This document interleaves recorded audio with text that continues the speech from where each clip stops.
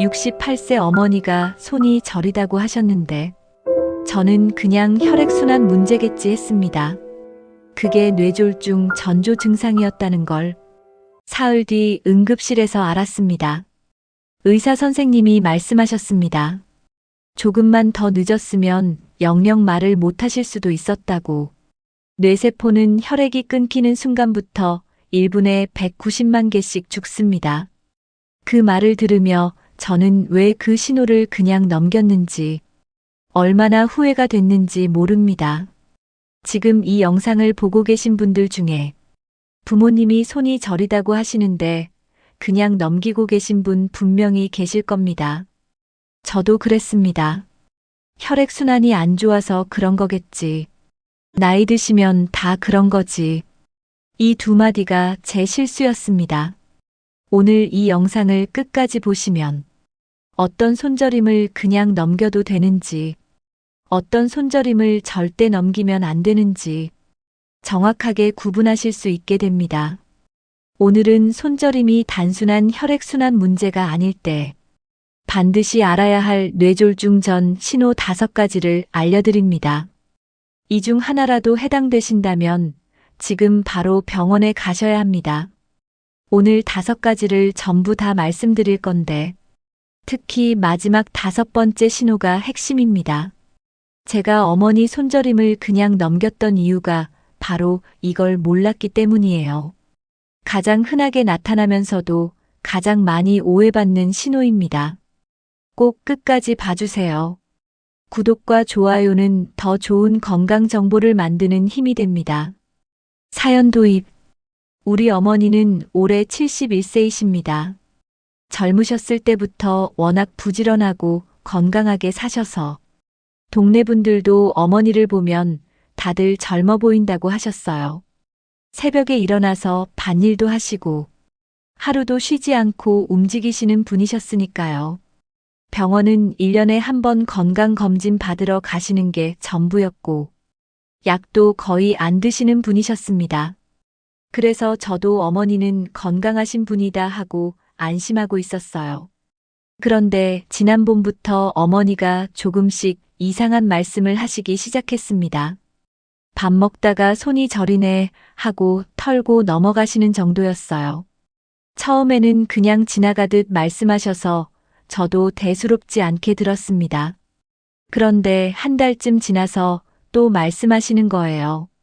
요즘 자다가 손이 저려서 잠을 못 자겠다고. 오른쪽 손이 콕콕 쑤시는 것 같고 감각이 이상하다고 하셨어요. 저는 솔직히 그때도 크게 걱정하지 않았습니다. 나이 드시면 다 그런 거 아닌가 싶었고 운동을 안 하셔서 혈액순환이 안 되는 거겠지 싶었거든요. 어머니한테 아침에 산책이나 다니시라고 했습니다. 그게 제가 할 수 있는 조언의 전부였어요. 그게 제 실수였습니다. 정말 돌이키고 싶은 실수였어요. 그로부터 3주 정도 지났을 때였습니다.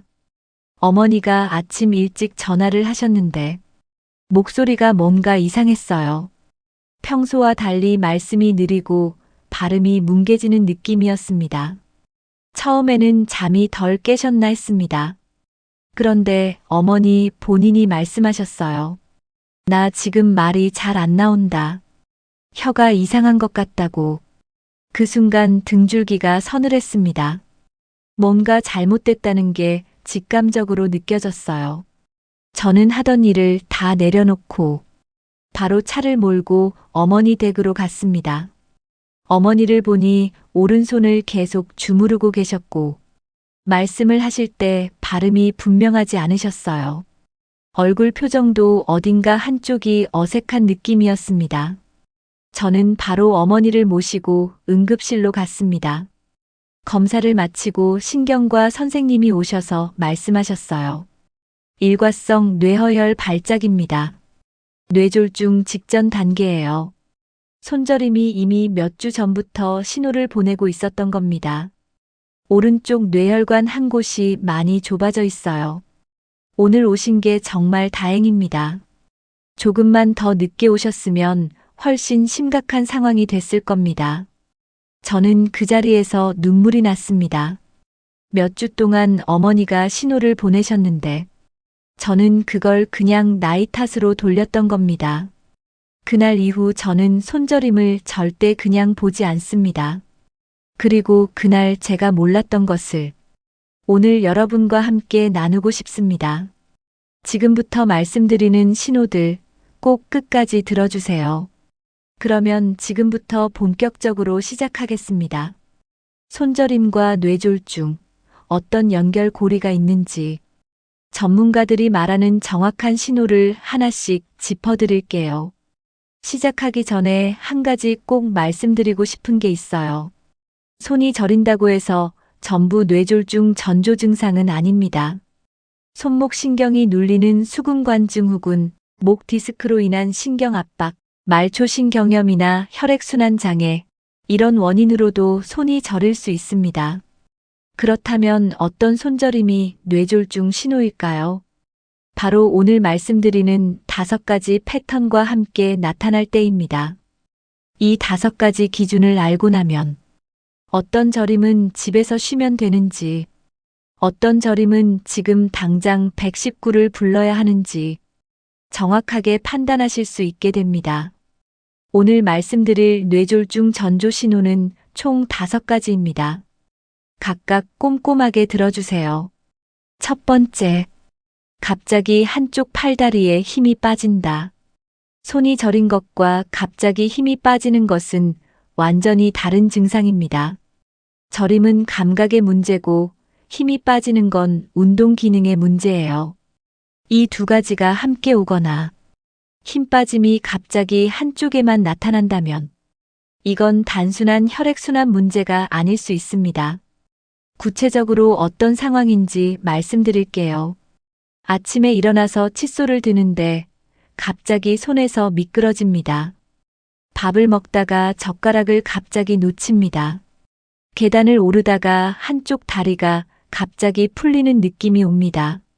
걷다가 한쪽 발이 땅에 끌리는 느낌이 납니다. 이런 증상들이 갑자기 그리고 한쪽에만 나타난다면 지금 뇌에서 경보를 울리고 있는 겁니다.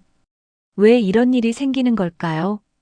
우리 뇌는 몸의 각 부위에 끊임없이 신호를 보내고 있습니다.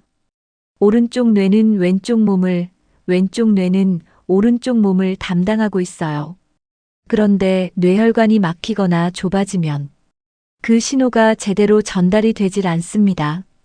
마치 인터넷 케이블이 끊겨서 컴퓨터가 마우스 신호를 못 받는 것과 같은 겁니다. 그래서 한쪽 팔다리가 갑자기 내 말을 안 듣는 거예요. 이 증상이 얼마나 흔하냐면 서울 아산병원 신경과 자료에 따르면 뇌졸중으로 입원한 환자의 약 62%가 발병 전에 이 증상을 경험했다고 합니다. 10명 중 6명이 이미 신호를 받고 있었던 거예요. 그런데 대부분 그냥 넘기셨습니다. 피곤해서 그런가 보다, 잠을 못 자서 그런가 보다 하고요. 여기서 중요한 포인트가 있습니다. 이 증상은 보통 수분에서 수십 분 안에 사라집니다. 사라지고 나면 언제 그랬냐 싶게 멀쩡해지거든요. 그래서 더 위험합니다. 증상이 사라졌다고 해서 괜찮아진 게 아닙니다. 오히려 더 큰 발작이 오기 전에 예고편일 수 있어요. 아까 어머니 이야기에서 바로 이 증상이 나타났던 겁니다. 나중에 여쭤보니까 손저림과 함께 오른쪽 손에 힘이 잘 안 들어가는 느낌이 있었다고 하셨어요. 젓가락질을 할 때 어색한 느낌이 들었다고도 하셨고요. 그런데 그때그때 잠깐 그러다가 괜찮아지니까 그냥 피곤한가 보다 하고 넘기셨던 겁니다. 이게 바로 우리가 가장 많이 하는 실수입니다. 나이 탓으로 돌리는 것. 잠깐 그러다 괜찮아지면 그냥 넘기는 것. 뇌졸중 전조 신호는 나이 때문에 생기는 게 아닙니다. 뇌혈관에 문제가 생겼다는 경고입니다. 그 경고가 사라졌다는 건 문제가 해결됐다는 게 아니라 지금 잠깐 쉬고 있다는 겁니다. 지금 이 영상 보시면서 혹시 이런 경험을 하고 계신 분 또는 부모님이 이런 말씀을 하시는 분 계신가요? 있으시다면 댓글에 알려주세요. 여러분의 경험이 다른 분들에게 도움이 됩니다. 이것만 기억하세요. 갑자기 한쪽 팔다리에만 힘이 빠진다면 나이 탓하지 마세요. 증상이 사라져도 반드시 병원에 가야 합니다. 지금까지 첫 번째 신호 말씀드렸습니다. 두 번째가 더 중요합니다. 어머니가 응급실에 가게 된 직접적인 계기가 된 증상이기도 합니다. 바로 말씀드리겠습니다. 두 번째 마이너스 말이 갑자기 어눌해진다. 이 증상은 어머니가 응급실에 가게 된 직접적인 계기였습니다. 전화 통화를 하는데 어머니 발음이 뭉개지는 거예요. 처음에는 잠이 덜 깨셨나 했는데 어머니 본인이 말이 잘 안 나온다고 하셨잖아요. 이 증상이 왜 생기는지 정확하게 알아야 얼마나 빨리 대처해야 하는지를 이해하실 수 있습니다. 조금 자세히 설명드릴게요. 우리가 말을 한다는 것은 굉장히 복잡한 과정입니다. 먼저 뇌에서 생각을 언어로 변환하고 그 신호를 입과 혀, 성대로 보내서 근육들이 정확하게 움직여야 발음이 나옵니다. 이 과정 전체를 뇌가 조율하고 있어요. 그런데 뇌혈관이 좁아지거나 막히면 이 조율 과정에 이상이 생깁니다. 언어를 담당하는 뇌 영역이 일시적으로 기능을 잃는 거예요. 그러면 말이 꼬이고 단어가 떠오르지 않고 발음이 뭉개지는 증상이 나타납니다. 쉽게 말씀드리면 수도 호스를 잠깐 눌렀다 뗀 것처럼 혈액이 잠깐 안 흐르다가 다시 흐르는 겁니다. 혈액이 다시 흐르면 증상이 사라지고요. 이것을 의학적으로 일과성 뇌허혈 발작이라고 합니다. 영어로 TIA, 트랜전트 이스케믹 어택이라고 하는데 이 상태가 한 번 오면 72시간 안에 뇌경색으로 이어질 위험이 일반인보다 15배에서 20배까지 높아집니다. 15배에서 20배. 이 숫자가 얼마나 무서운 건지 한번 생각해 보세요. 교통사고 위험이 20배 높다면 차를 타시겠어요? 그만큼 심각한 경고 신호라는 겁니다. 그런데 이 증상에는 정말 무서운 함정이 있어요. 대부분 30분 안에 증상이 사라집니다. 말이 다시 잘 나오거든요. 그러면 다들 어떻게 하시냐면 아, 다 나았네 하고 그냥 넘기십니다. 병원에 가야 하나 말아야 하나 고민하다가 멀쩡해지니까 그냥 두시는 거예요. 이게 가장 위험한 순간입니다. 증상이 사라진 것처럼 보여도 뇌혈관은 여전히 위험한 상태입니다. 증상이 사라진 그 순간이 병원에 가셔야 할 골든타임이에요. 무섭게만 들리실 수 있는데 희망적인 이야기도 드릴게요. 이 신호가 나타났을 때 4.5시간 안에 병원에 가시면 혈전용해제 치료를 받으실 수 있고 90%는 회복하실 수 있습니다. 뇌졸중은 빨리 아는 것이 곧 치료입니다. 실제로 제 어머니가 그 증거입니다. 말이 어눌해지신 날 바로 응급실에 모시고 갔고 지금 어머니는 회복하고 계십니다. 조금만 더 늦었더라면 어떻게 됐을지 모릅니다. 혹시 가족 중 이런 경험 있으신 분 계시면 댓글에 알려주세요. 말이 잠깐 어눌해졌다가 나아졌다는 경험, 단어가 갑자기 생각 안 났다가 다시 떠올랐다는 경험, 그냥 넘기지 마시고 꼭 댓글에 남겨주세요. 지금까지 두 가지 말씀드렸습니다. 세 번째, 많은 분들이 전혀 눈치채지 못하시는 증상입니다. 바로 말씀드리겠습니다. 이것만 기억하세요. 말이 갑자기 어눌해지거나 단어가 떠오르지 않는다면 증상이 사라져도 즉시 119에 연락하세요. 30분 안에 사라졌어도 반드시 가야 합니다. 세 번째 마이너스, 갑자기 한쪽 눈이 안 보이거나 시야가 흐려진다. 이 증상은 정말 많은 분들이 그냥 넘기시는 증상입니다. 눈이 피곤해서 그런가 보다. 요즘 핸드폰을 너무 많이 봐서 그런가 보다. 나이가 드니까 시력이 나빠지는 건가 보다. 이렇게 생각하시고 그냥 넘기시거든요. 그런데 뇌졸중 전조로 인한 시야 이상은 눈이 피곤해서 생기는 증상과 분명하게 다릅니다. 어떻게 다른지 정확하게 짚어드릴게요. 눈이 피곤할 때는 이렇습니다. 양쪽이 다 흐리거나 뿌옇게 보입니다. 쉬고 나면 나아집니다. 서서히 시작해서 서서히 좋아집니다. 뇌졸중 전조일 때는 완전히 다릅니다. 양쪽이 아니라 한쪽 눈만 갑자기 안 보입니다. 혹은 시야의 한쪽 부분이 갑자기 까맣게 가려집니다. 마치 눈앞에 검은 커튼이 한쪽에서 내려오는 느낌이라고 하시는 분들이 많아요. 그리고 이게 수초에서 수분 안에 갑자기 옵니다. 갑자기 왔다가 또 갑자기 사라지고요. 왜 이런 증상이 생길까요? 우리 뇌에는 시각 정보를 처리하는 영역이 있습니다. 뒤통수 쪽에 있는 후두엽이라는 곳인데요. 이쪽으로 혈액을 공급하는 혈관이 일시적으로 막히면 시야에 이상이 오는 겁니다. 또 한쪽 눈으로 가는 혈관이 막히면 그 눈만 갑자기 안 보이게 되고요. 좌뇌와 우뇌가 각각 반대편 시야를 담당하기 때문에 한쪽만 이상이 오는 겁니다. 이 증상이 특히 위험한 이유가 있어요. 대부분 수분 안에 사라지거든요. 잠깐 눈이 이상하다 싶었는데 다시 잘 보이는 거예요. 그러면 다들 그냥 넘기십니다. 눈이 잠깐 이상했나 보다 하고요.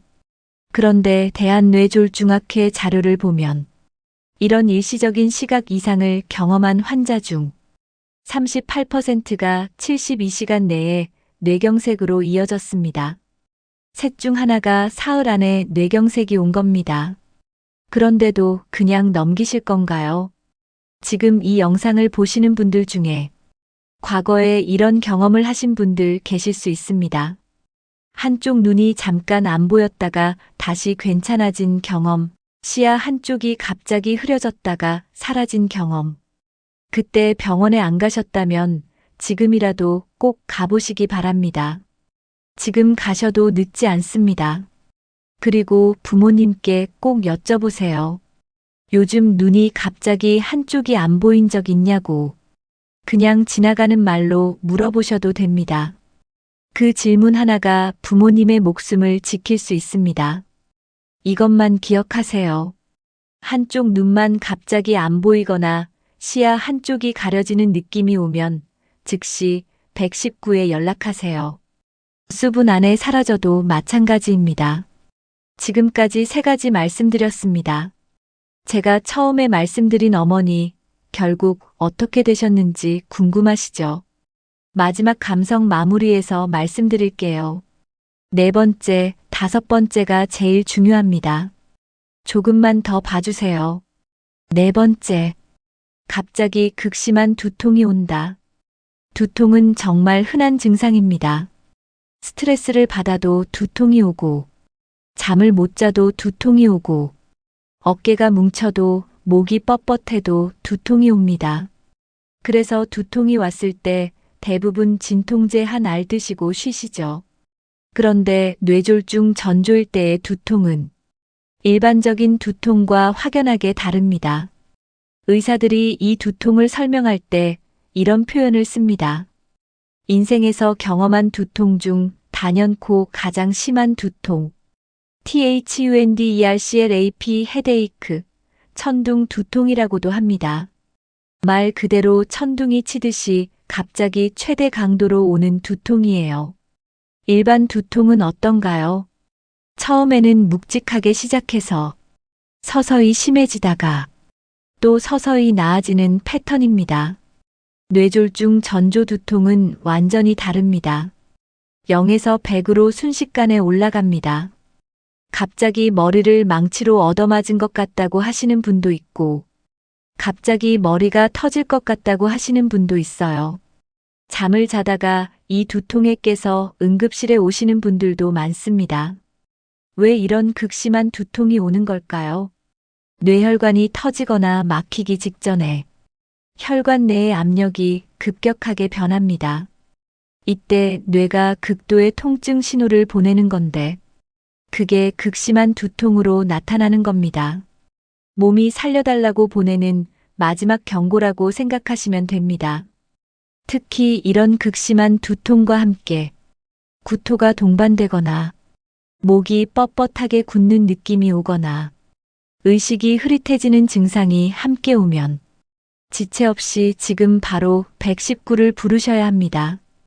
이건 기다릴 시간이 없습니다. 그리고 꼭 기억하셔야 할 것이 있어요. 이 두통도 사라지는 경우가 있습니다. 30분, 1시간 있다가 나아지는 것 같은 느낌이 드는 거예요. 그러면 다들 진통제 먹고 나은 줄 아시거든요. 절대 그렇게 생각하시면 안 됩니다. 두통이 사라진 것처럼 보여도 뇌혈관 상태는 여전히 위험합니다. 반드시 병원에 가서 정밀 검사를 받으셔야 합니다. 한 가지 사례를 말씀드릴게요. 50대 초반의 남성분이 계셨는데 어느 날 아침 일어나다가 갑자기 머리가 터질 것 같은 두통이 왔어요. 30분 정도 있다가 나아지는 느낌이 들어서 그냥 진통제 드시고 출근하셨습니다. 그날 오후 사무실에서 쓰러지셨어요. 뇌출혈이었습니다. 아침에 그 두통이 신호였던 겁니다. 인생에서 경험한 것 중 가장 심한 갑작스러운 두통. 이 기준 하나만 기억해 주세요. 그런 두통이 온다면 지금 당장 119를 부르셔야 합니다. 이것만 기억하세요. 평생 경험한 것 중 가장 심하고 갑작스러운 두통이 온다면 진통제 드시지 마세요. 즉시 119를 부르세요. 이제 마지막 5번째입니다. 오늘 영상의 핵심이자 제가 어머니를 늦게 모시고 간 이유가 된 바로 그 신호입니다. 꼭 집중해서 봐주세요. 5번째, 손발이 갑자기 저리고 감각이 없어진다. 드디어 오늘 영상의 핵심입니다. 이 신호가 핵심인 이유는 가장 흔하게 나타나면서도 가장 많이 오해받는 증상이기 때문입니다. 손이 저리다. 이 말을 들으면 여러분은 어떻게 반응하시나요? 대부분 이렇게 생각하시죠. 혈액순환이 안 좋아서 그런 거겠지. 오래 앉아 있어서 그런 거겠지. 나이가 드니까 그런 거겠지. 저도 그랬습니다.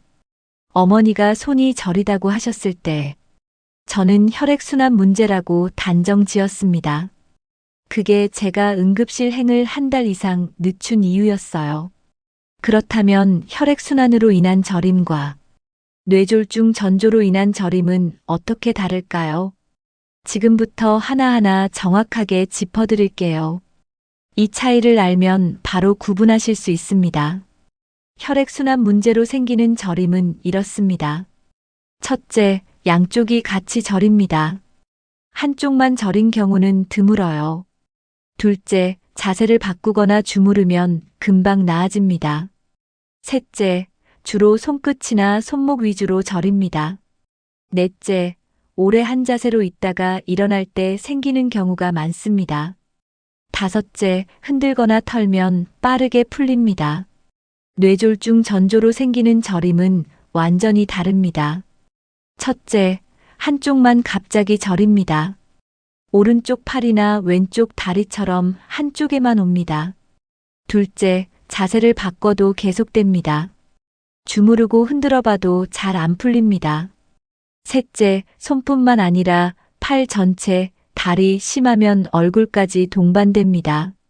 넷째, 감각이 무뎌지거나 아예 없어지는 느낌이 옵니다. 저린 것과 감각이 없는 것은 다릅니다. 감각 소실이 오면 더 위험합니다. 다섯째, 자다가도 느낄 만큼 지속적으로 이어집니다. 특히 얼굴이나 혀가 함께 저리거나 마비되는 느낌이 오면 이건 뇌졸중 전조 신호일 가능성이 매우 높습니다.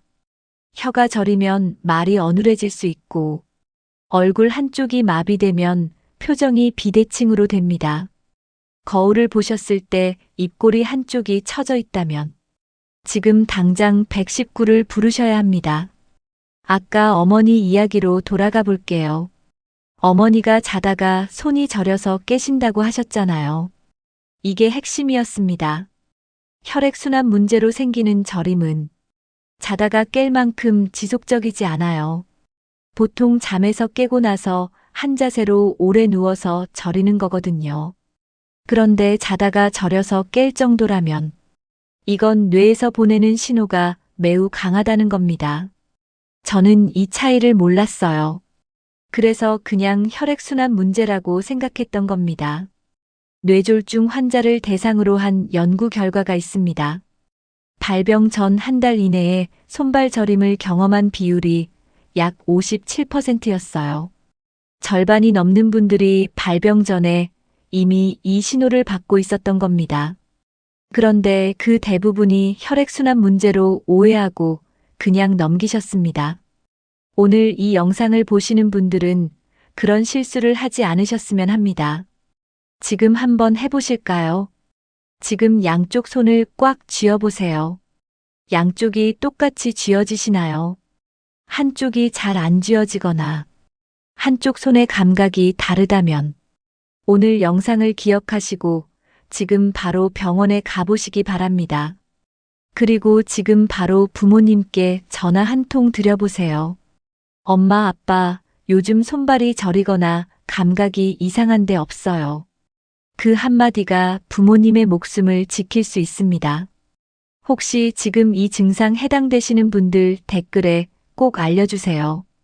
그리고 지금 부모님 생각나시는 분들 좋아요 한번 눌러주세요. 이 영상이 더 많은 분들께 닿을 수 있습니다. 이것만 기억하세요. 한쪽만 갑자기 자세 바꿔도 안 풀리고 얼굴이나 혀까지 동반된다면 즉시 병원에 가세요. 자다가 저려서 깬다면 다음날 반드시 병원에 가야 합니다. 실천 정리. 오늘 말씀드린 뇌졸중 전조 신호 5가지를 다시 한번 정리해 드릴게요. 꼭 메모해 두시거나 이 영상을 저장해 두시기 바랍니다. 첫 번째, 갑자기 한쪽 팔다리에 힘이 빠진다.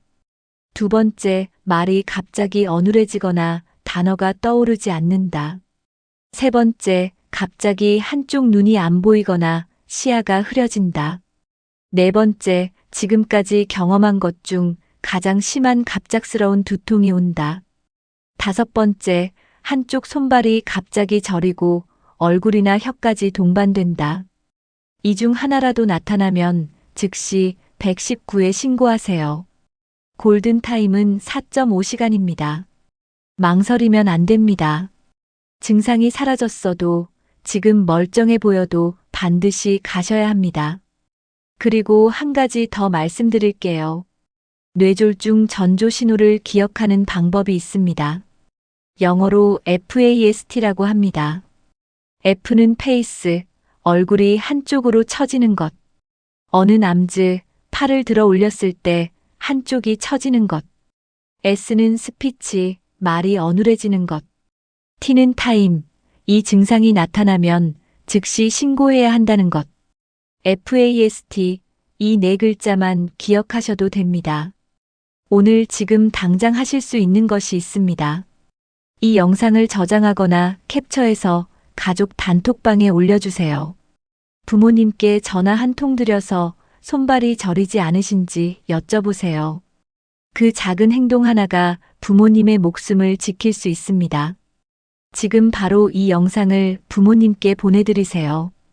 형제자매들과도 함께 공유해주세요. 한 분의 목숨을 살릴 수 있습니다.